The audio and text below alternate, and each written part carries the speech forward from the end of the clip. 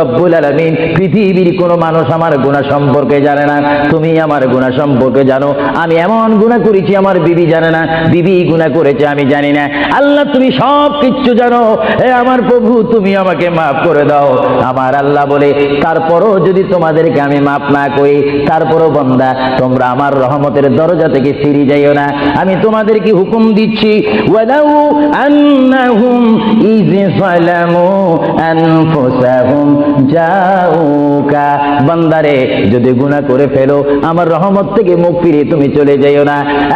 বান্দা আকাশ পরিমাণ যদি গুনাহ করো, পাতাল পরিমাণ যদি গুনাহ করো, সাগরের পানি পরিমাণ যদি গুনাহ করো, পাহাড় তুলনায় যদি তুমি গুনাহ করো, আমার দরবার থেকে তুমি নিরাশ হইও না।